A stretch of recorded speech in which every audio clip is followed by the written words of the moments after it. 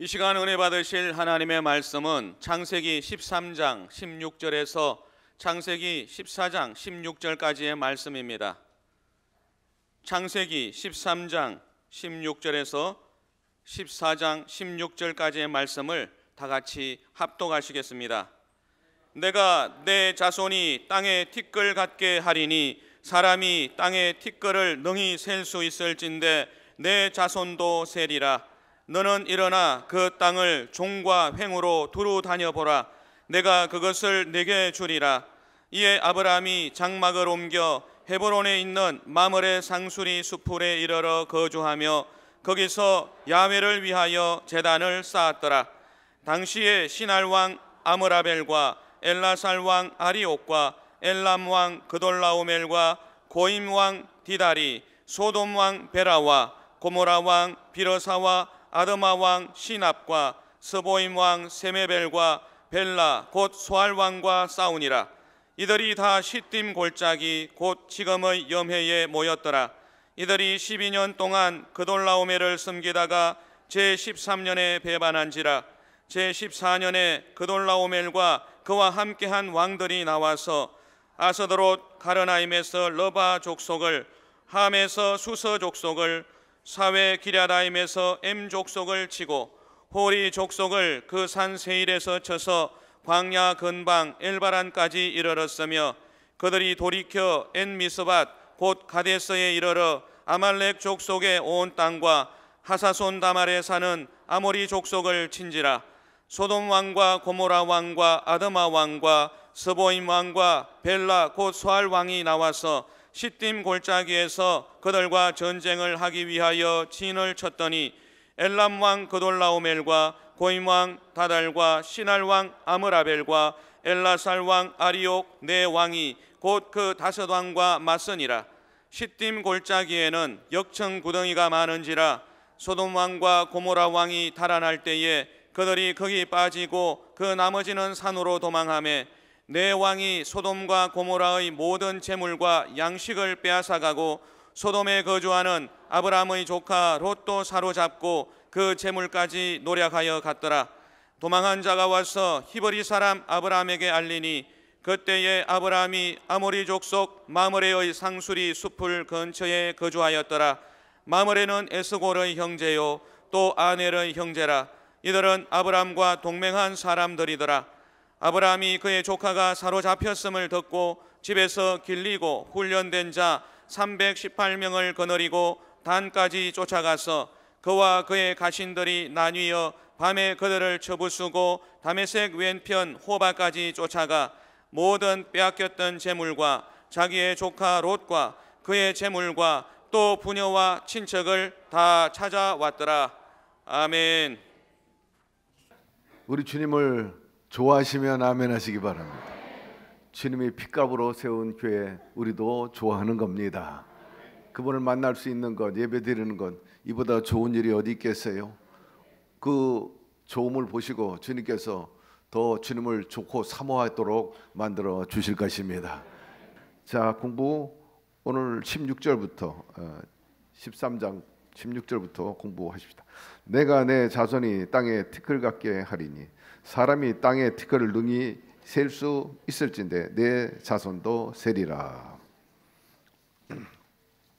여기서 땅에 티끌 같게 하리라 하는 표현은 하나님께서 이미 아브라함에게 너로 큰 민족을 이루게 하리라.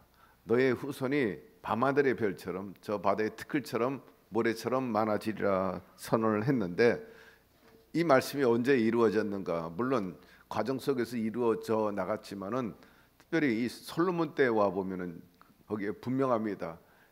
백성들이 티끌같이 많아졌다. 그렇게 성경에 언급하고 있는 것을 볼 수가 있어요. 말씀에 보면은 유다와 이스라엘 인구가 바닷가에 모래같이 많게 되며 먹고 마시며 즐거워하였으며 솔로몬은 그 강에서부터 블레셋 사람의 땅에 이르기까지와 애굽 지경에 미치기까지 모든 나라를 다스림으로 솔로몬이 사는 동안에 그 나라들이 조공을 바쳐 섬겼더라. 그 후손이 바닷가에 모래와 같이 많아졌다. 유다와 이스라엘 백성뿐만 아니라 결국 주변에 있는 나라까지도 솔로몬은 다스리고 주변 나라로부터 이제 조공을 받는 지경에 이르게 됐어요. 그러니까 불국 강병을 이루었음을 알 수가 있습니다. 여기서 힘은 한편으로는 사람 수에서 나오는 것도 깨닫게 합니다. 국가는 우선 인구가 있어야 되고 땅이 있어야 되고 안보가 있어야 돼. 이 세 가지 요소가 제대로 갖춰지면 나라가 서는데, 약소국가 또 대국가 뭘로 표현하냐면 결국 인구수로 말하는 거예요. 그렇기 때문에 인구가 자꾸 불어나야 돼. 고래로부터 그래서 사람들은 자꾸 자식을 낳고 다시 자식을 낳아가지고 그 세력을 키우고 확장시켜 나간 것을 알 수가 있습니다. 여러분, 인구가 줄어든다는 건 결코 우리 하나님께서는 축복이라고 말하고 있지 않아요. 여러분의 가문에 자손이 많아지게 되기를 바랍니다. 거기서 인분이 나올 가능성이 훨씬 확률이 높아요. 따라서 어찌하든지 우리가 가세를 넓혀야 된다. 그래서 옛날에 왕족들 보면 상당한 가족을 거느리고 또 낳기를 원하고 그런 것을 우리가 알 수가 있습니다. 바라건대 우리는 우리의 육신의 자손뿐만 아니라 영적인 자손도 많이 낳아야 될 줄로 믿습니다. 아브라함의 후손이라 우리가 영적인 아브라함의 후손인 것입니다.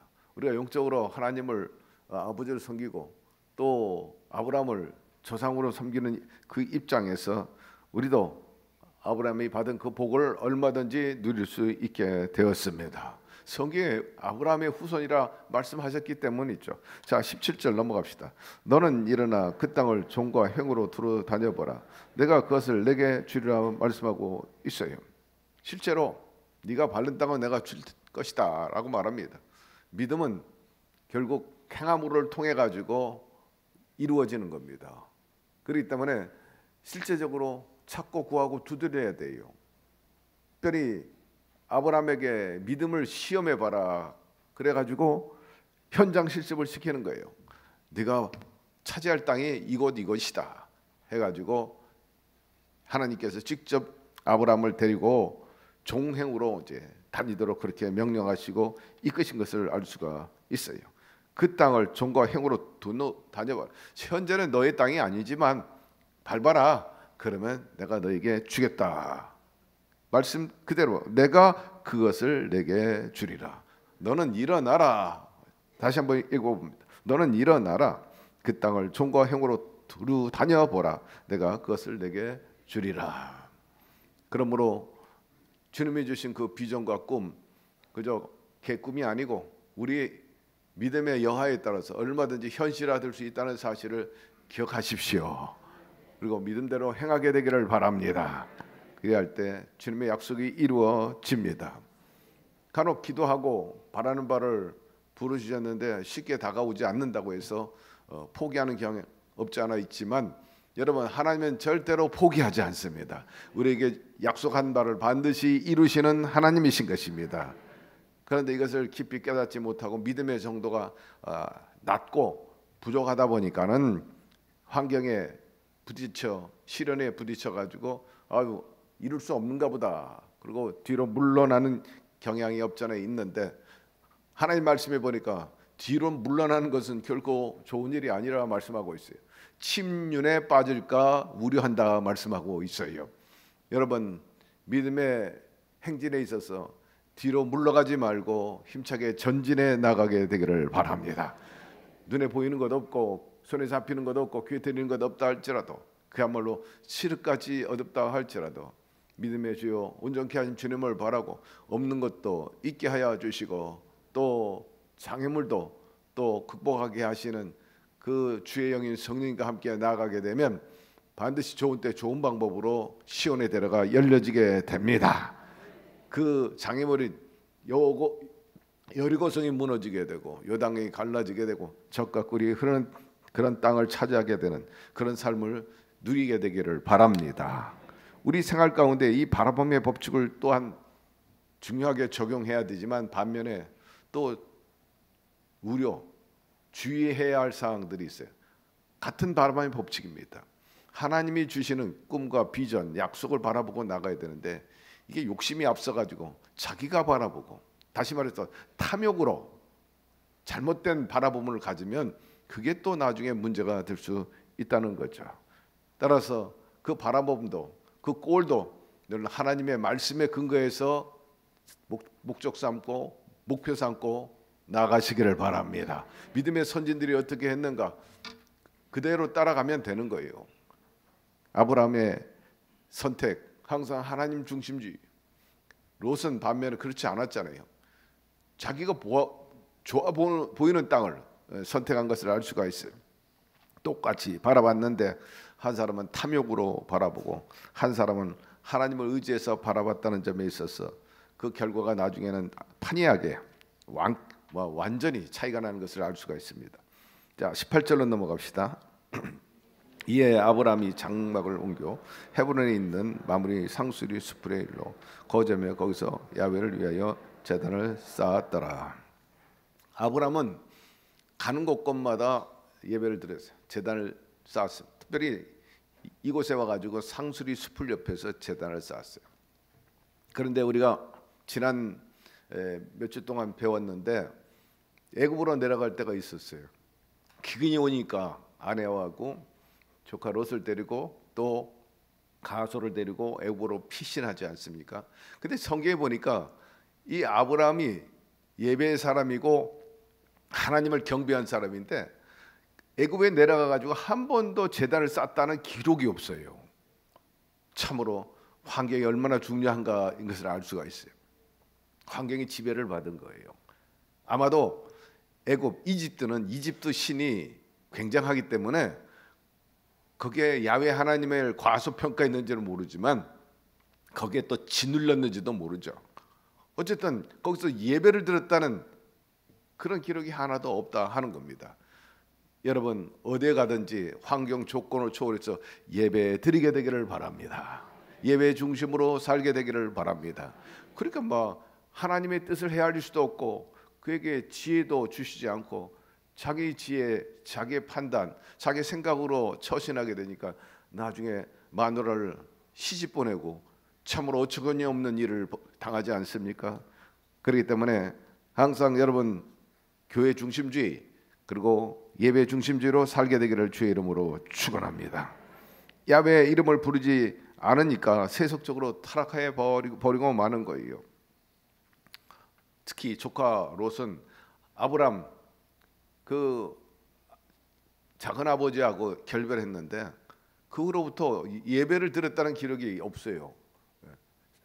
아브람은 상수리 나무 곁에 와가지고 예배를 드렸는데 롯은 소돔과 고모레 와가지고 제단을 쌓았다는 기록이 없는 것을 알 수가 있어요. 반면에 이삭은 가는 곳곳마다 아버지가 한 대로 예배를 드리잖아요.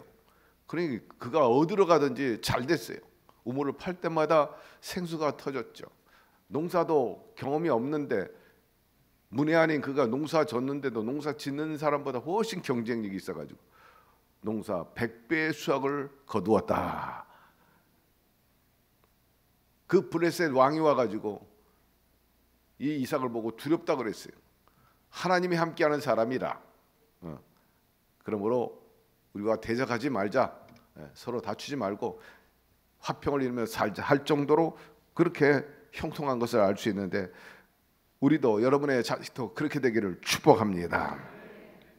이처럼 믿음의 조상 아브라함이 신앙의 굴곡을 겪으면서 점점 신앙이 이제 반석에 다져지게 되는 거예요.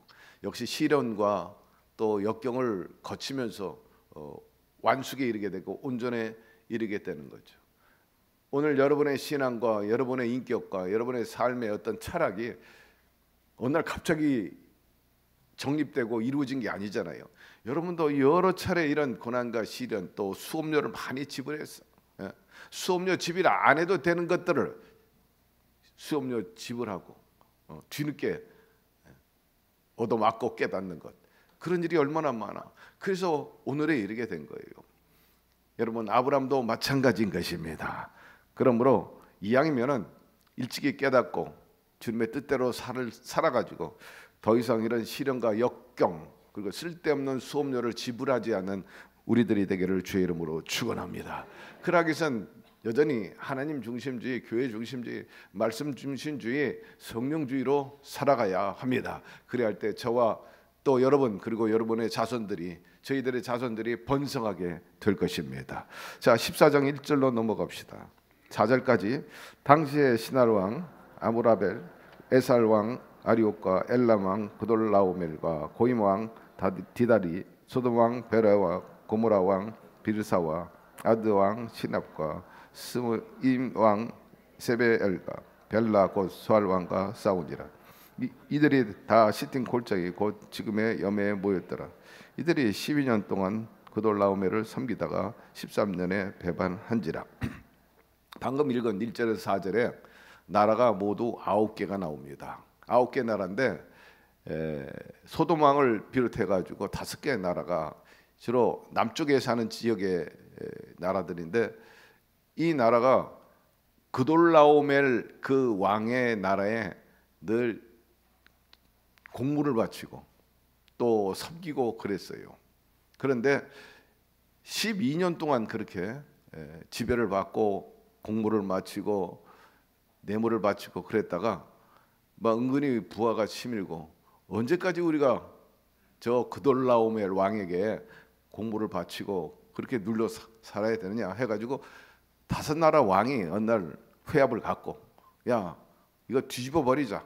우리가 힘을 모으면 그돌라오멜 그 왕 얼마든지 우리가 이길 수 있다. 그래가지고 13년째 되는 날 이제 반기를 들었다. 이제 그 내용이 방금 나온 본문의 내용인 것입니다. 여기에 나오는 나라들은 대체로 지금과 같이 그렇게 규모가 큰 국가, 규모가 큰 군대를 가지고 있지는 않았어요. 주로 부족 사회 혹은 시족 사회입니다. 과거에 우리나라도 그런 출발들이 있었어요. 마한, 진한, 변한 부족 국가 같은 거죠. 이들의 왕도 시족 중심으로 한 군소 공동체에 지나지 않았던 것을 볼 수가 있어요. 그러니까 이렇게 9개 나라가 막 난립해가지고 한마디로 말해서 이제 춘추 전국 시대와 같은 양상을 보였던 것입니다. 그러니까 양육 강식의 지배 논리, 지금도 그런 논리가 적용됩니다만 과거에는 뭐 더 그렇지 않아요. 그래도 20세기, 21세기에 와가지고 하나님을 믿는 나라 미국이 세계 경찰 국가로서의 역할을 해왔어요. 그런데 트럼프가 이제는 못하겠다는 거예요. 경찰 국가 노릇하려니까 자기네 나라 희생이 너무 많고 또 돈도 많이 든다는 거예요. 그러니 너희들 나라는 너희들이 지켜, 돈도 너희들이 내. 여태까지 예를 들어서 대한민국은 싼 방위비 내면서 미국 덕에 안전하게 보호받으면서 경제 개발을 해가지고 오늘 이르게 됐는데, 이제는 트럼프가 하는 말이 너희들은 이제 부자가 되지 않냐? 그 부자답게 정정당당하게 이 한반도를 지키는 우리 미군 병사에 대해서 품삯을 달라, 막 그 얘기인 것입니다. 언제까지 우리가 너희들을 지키는데 우리 돈을 퍼부을 수 있겠느냐? 이게 이제 저 나토도 마찬가지, 유럽에도 그렇게 하고, 대체로 보면은 항상 분쟁이 일어나면 미국이 개입하는 이유는 경찰 국가였기 때문입니다. 그런데 트럼프는 더 이상 공짜 경찰 노릇 못 하겠다는 거예요. 돈을 내놓으라는 거예요. 아주 우려스럽고 심각합니다. 어쨌든 지금 이 상황은 그런 경찰 국가가 없고 양육 강식의 논리만 적용돼 가지고 힘 있으면 빼앗고 지배하고 뭐 그런 세대였던 것을 알 수가 있어요. 그런 와중에도 9개 나라 중에 우뚝 선 나라가 있어요. 파워풀한 나라가 있는데 바로 엘람 왕 그돌라오멜이었습니다. 상당한 세력을 가지고 있어서 그 지역에서 맹주로서 활동한 것을 알 수가 있습니다. 이 엘람 왕 어딘가 오늘날 이란 고원 남부 지역입니다. 수도도 수사라 이렇게 전해지고 있는데, 그런 강력한 군사 정치력을 가지고 주변에 있는 군소 국가들을 제압을 하고 이끌고 가고 있었어요. 그런데 본문에 나온 소돔 왕 베라를 비롯해 가지고 5개의 왕, 끝에 이제 소알 왕인데 12년 동안 조공을 바치다가 이제 13년 때 드디어 치고 올라온 겁니다. 이 소돔은 우리가 알다시피 하나님으로부터 심판을 받은 곳입니다. 유황불을 맞은 그 지역을 말하고 있는데, 이 소돔왕 베라를 비롯해서 이제 다섯 왕이 그돌라오멜 왕을 치는데, 그돌라오멜 왕도 혼자 감당하기가 쉽지는 않아요. 아무리 강대국이라도 여러 다섯 나라가 뭐 치고 올라오니까. 그래서 그돌라오멜이 나도 동맹을 만들어야 되겠다. 그래가지고 세 나라를 이제 끌어당긴 것을 여기서 알 수가 있습니다. 그래서 남부 5개 나라, 그리고 그돌라오멜 엘라망 중심으로 해가지고 이제 네 나라가 연합해서 시띵 골짜기에서 이제 전쟁이 붙은 얘기가 여기서 나옵니다. 여기 시띵 골짜기라 하는 것은 오늘날 사해바다 그 부근 골짜기를 말하는 것입니다. 자, 5절 그래서 8절까지 갑시다. 제 14년에 그돌라오멜과 그와 함께 한 왕들이 나와서 아스트롯 가느나임의 르바 족속을, 함에서 스우 족속을, 사위 기다림에서 엠 족속을 치고 후리 족속을 그 산 세일에서 쳐서 광야 근방 엘바란까지 이르렀으며, 그들이 돌이켜 엠비스밭 곧 가데스에 이르러 아말렉 족속의 온 땅과 하소다말에 사는 아모리 족속을 친지라. 소노 왕과 고모레 왕과 아드마 왕과 스보임 왕과 벨라 곧 소알 왕이 나와서 시킨 골짜기에서 그들과 전쟁하기 위해 진을 쳤더라 합니다.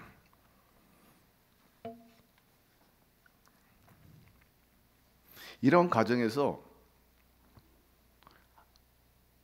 5개 나라하고 또 4나라하고 이제 전쟁이 붙는데, 당시나 오늘날도 마찬가지예요. 고래 싸움에 뭐가 터져요? 새우가 터지는 거예요. 그 주변에 아주 세력이 미미한 그 족속들이 피해를 입게 된 겁니다. 그래서 언급된 족속 이름들이 쭉 나오게 돼 있어요. 에꾸는, 에몰은 이 다른 족속들이 거기에 피해를 입게 되죠. 이 논리는요, 오늘날도 마찬가지예요. 미국과 러시아가 저렇게 패권과 중국이 합세해가지고 패권을 서로 가지려고 하고 세계를 좌지우지하려고 하는 이런 풍토 속에서, 아니 그리고 또 종교와 이념, 사상이 다른 이 상황 속에서 주변 국가하고 언제 붙을는지 모르거든요. 그러다 보니까 끼리끼리 문화잖아요. 그래서 서로 같은 사상, 이념, 종교 가진 그룹들과 이제 서로 뭉치기 시작을 하는 겁니다. 우리나라도 마찬가지예요. 만약에 미국하고 중국이 대만을 놓고 치면요, 이게 보통 일이에요. 불통이 이제 우리한테 넘어올 가능성이 있다. 일본도 마찬가지입니다. 제가 언젠가 얘기했지만 미국 입장에서 절대로 대만을 포기할 수 없고, 이 한반도도 포기할 수 없고, 일본도 포기할 수 없어요. 왜? 일본과 대만과 한국은 방어선이기 때문입니다. 거기서 뭐 하나 뚫리면 곧바로 진주만 공격받은 것처럼 그냥 미국으로 치고 들어오기 때문에 일단 방어벽을 쳐야 되는 거예요. 그리고 교두보를 확보하기 위해서, 중국 본토를 가기 위해서, 러시아를 치고 가기 위해서는 반드시 그 교두보를 확보하기 위해서 과거에는 인천 상륙작전이라는 아주 어려운 그 전투 다행히 이겼기 때문이지, 노르만디 상륙작전도 마찬가지예요. 교두보를 치고 들어가야 들어갈 수 있지 않겠어요? 계속 바다에만 머물러가지고는 절대로 제압 못하잖아요. 6.25 전쟁도 하게 된 것은 미국이 교두보, 이 한반도 확보하기 위함인 거예요.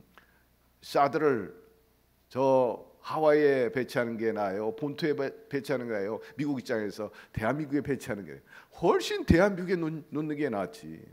그만큼 가까우니까 미사일 쏘기가 좋고 방어하기도 좋잖아요.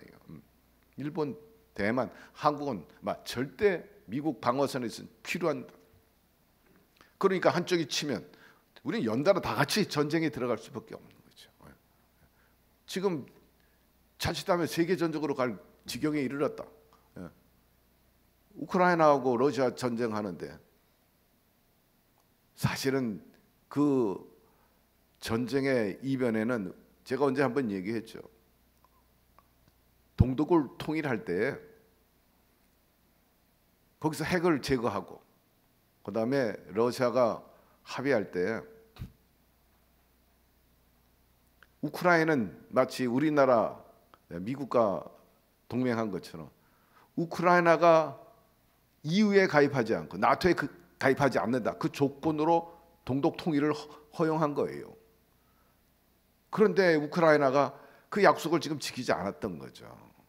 지킬 수 없는 게 뭐냐면 미국이나 이런 나토에서는 국가의 주인은 정치인이 아니고 국민이다.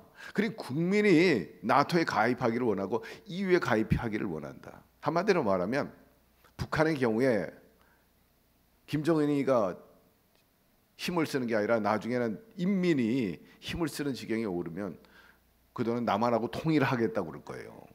예. 조금만 틈만 열리면 저 휴전선 치고 마치 동독 사람들이 서독으로 넘어오듯이 막 물밀듯 밀고 내려올 겁니다. 지금도 그렇게 이주민들이 탈북 이주민들이 많이 들어오고 있는 상황에서는 두말할 필요 없어요.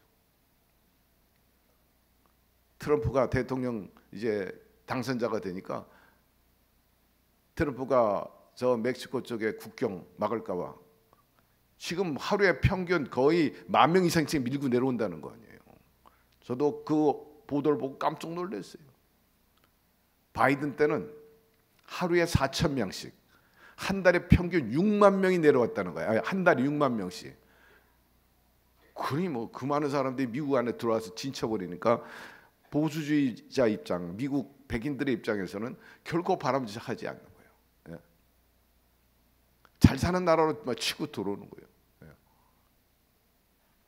그래도 다행인 것은 남미 사람들이 예수를 많이 믿으니까 기독교 국가가 많지만 만약에 이 사람들이 치고 들어오면 이거 보통 일이에요. 얼마 전에도 대구에서 대학 안 해가지고 경북대학에 이슬람 사원 세운다고 해가지고 난리가 났어요. 지난 9월달에 좀 들어가서 한번 검색해 보세요. 예? 기독교 단체가 일어나고 학부형들이 일어나고 대학 안에 돈 좀 내놓는다고 이슬람 사원을 세우겠다. 예? 교회 세우는 건 우리는 환영했어요. 많이 또 대학에 교회를 많이 세웠지만 이제 이슬람이 들어오기 시작하면 이건 불가피하다. 예? 종교적인 갈등이 일어날 가능성이 많고 점점 제3세계에서는요 이슬람 국가들이 많아요. 어제 제가 누구를 만났는데 한국에 왔어요. 그래가지고 어디서 왔냐 그랬더니 네팔에서 왔대요. 네팔에서. 그래서 많은 사람들이 어제 우리가 영산 선교 형제교회 교육자 세미나가 있었어요. 그래서 저 설악산 쪽에 있는 대피노 콘도에서 했는데 많은 동남아 사람들이 왔어요. 아주 제법 옷도 제대로 차려입었는데 제가 물어봤어요. 그랬더니 네팔에서 왔대요.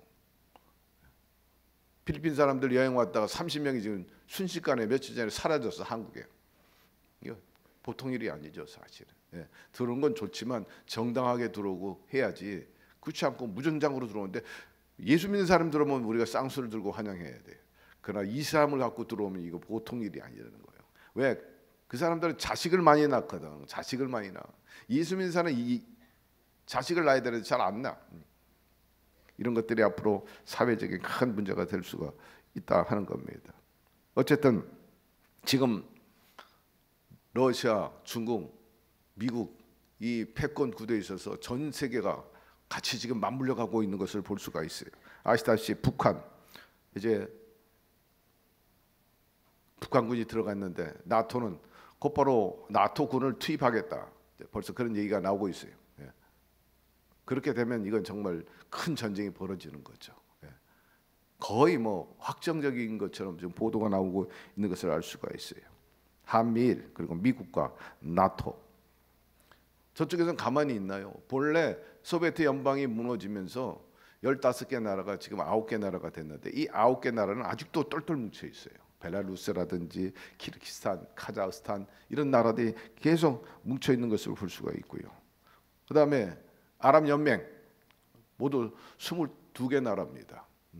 여기에는 사우디, 이집트, 그다음에 시리아, 그리고 팔레스타인 이런 나라까지 다 있으니까 막 서로 혈맹이 되니까 전쟁이 터지면 서로 들어 개입하는 거예요. 22개가 똘똘 뭉쳐 있어요. 그다음에 아프리카 55개국입니다. 주요 나라가 다 들어가 있어요. 예, 아프리카 연맹인데 2019년에 푸틴이 저 상테부르크에서 이 정상들을 다 불렀어요. 네, 대통령과 왕을 다 불렀어요. 몇 개 나라? 45개 나라를 불렀어요. 그 영향력을 행사하는 거예요. 예, 러시아에다가. 예. 근데 문제는 아프리카의 문제는 뭐냐? 독재자가 너무 많다는 거예요. 자원이 많다 보니까 너무나 금, 다이아몬드, 뭐 여러 가지 이제 주석이라든지 이런 것들이 너무 많이 나오니까 이 족벌 내지는 소위 독재자 있잖아요. 조폭과 같이 딱 정권 잡으면 안 놓는 거야. 자기들이 다 해먹는 거야. 그럼 백성들은 한없이 피폐해, 한없이 가난해.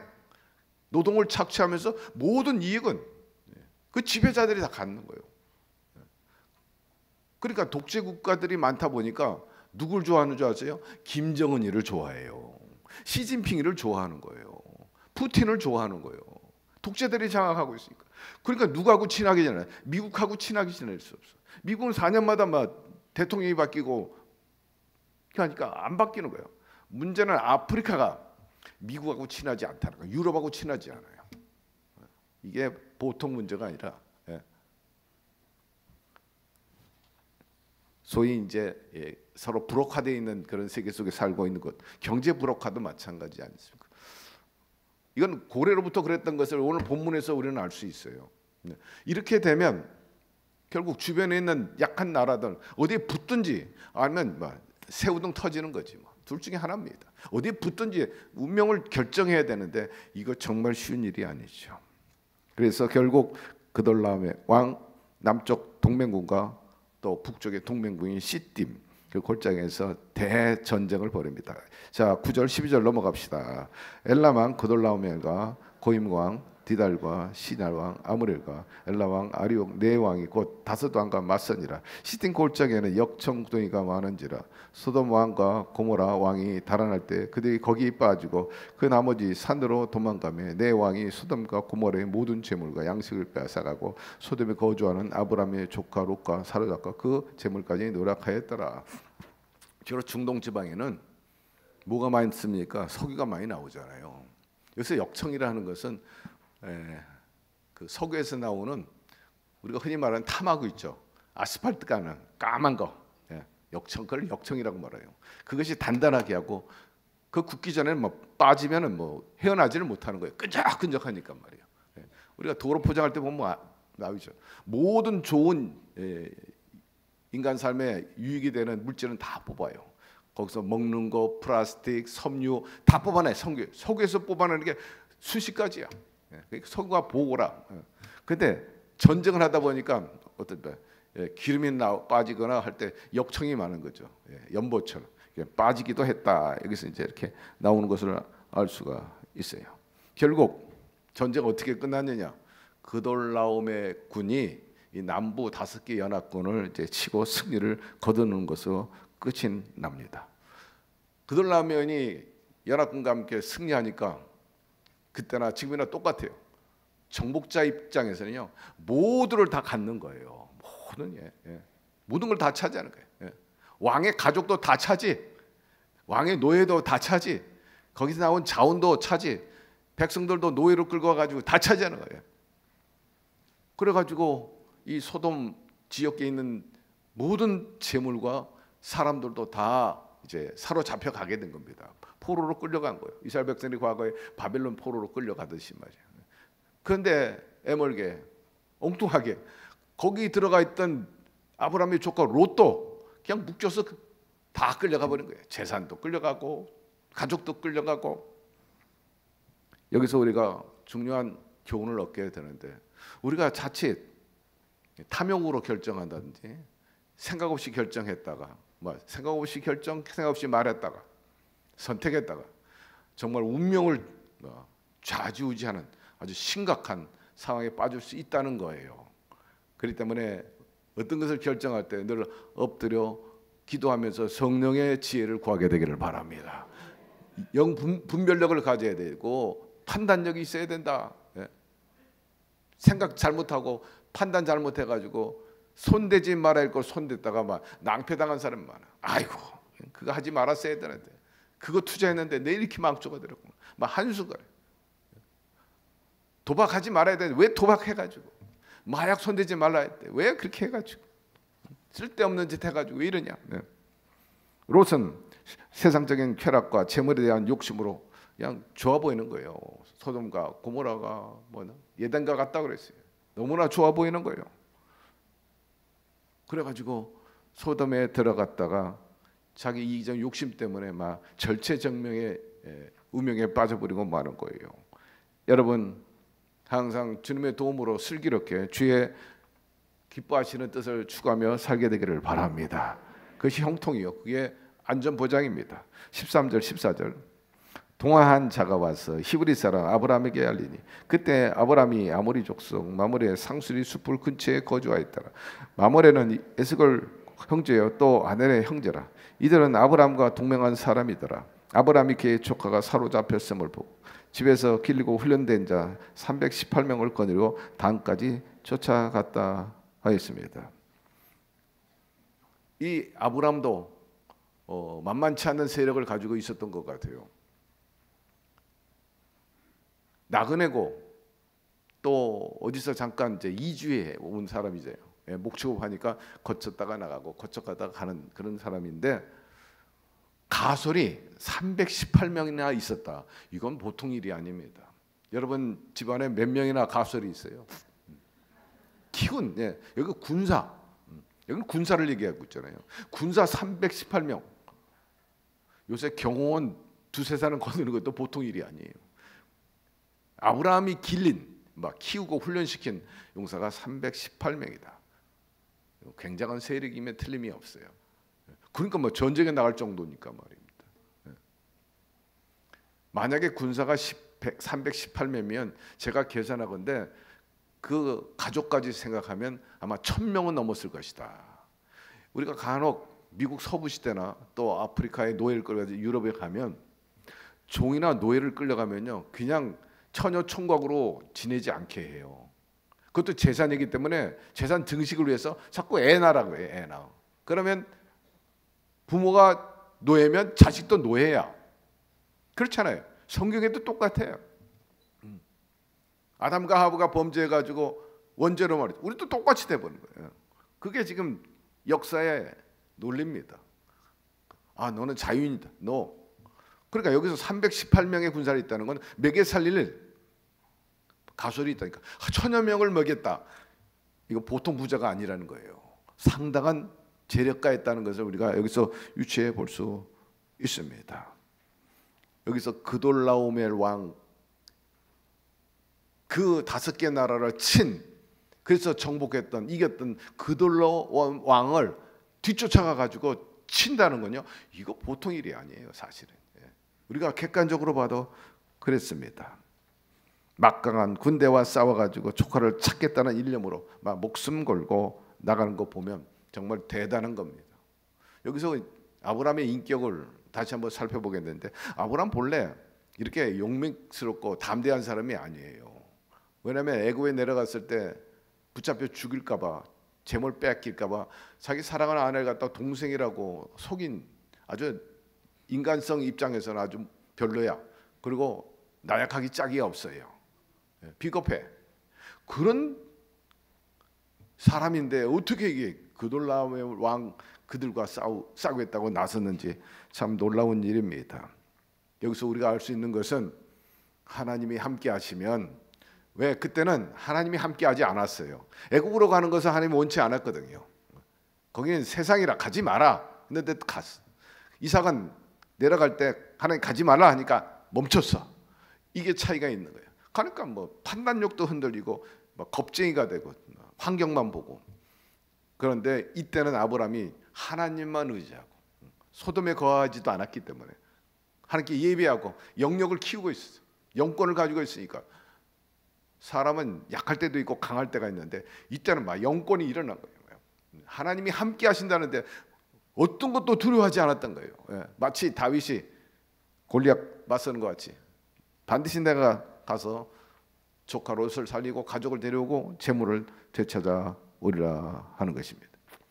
제가 살아오면서 외유 내강의 사람을 많이 봤어요. 많은 조직 속에서 특별히 또 우리 선배 중에 하나가 신문사에 있을 때 같은 편집국에 근무했는데, 이분은 교정부 부장인데 얼마나 얌전하고 막仙人 같아. 조용해요. 말도 별로 없고 아주 참하고 막 교정만 보는 거예요.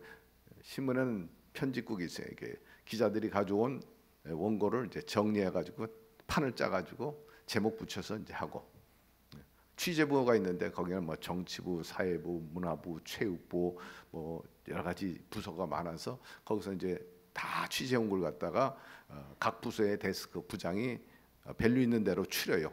아, 요건 뉴스 가치가 있다면 추려가지고 편집부로 넘기면 편집부에서는 정치면, 뭐 사회면, 문화면, 국제면 이처럼 거기에 딱딱 맞춰서 자기들이 이제 밸류에 따라 최종 편집국장이 보면서 지시를 하는데, 그렇게 이제 이사가 나오면 그 원고가 교정부로 넘어가서 이게 제목이 제대로 됐느냐 혹은 오탈자가 없느냐 이제 이런 거 봐요. 근데 이분은 그렇게 조용해. 그런데 한번 누구하고 충돌했어요. 그때 편집국 직원이 한 350명 되는데, 대체로 언론사는요 사무실이 그렇게 커요. 막 200명, 200명, 300명 같은 자리에 있어. 쫙. 그게 특징입니다. 그분이 한번 사람하고 충돌했는데 다 깜짝 놀랐어요. 그렇게 조용하고 말도 조용히 하고 한 번도 어떤 사람하고 뭐 큰 소리 내지 않는 사람 한번 폭발하니까요, 육두문자라는 육두문자 다 나오는 거예요. 깜짝 놀랐어요.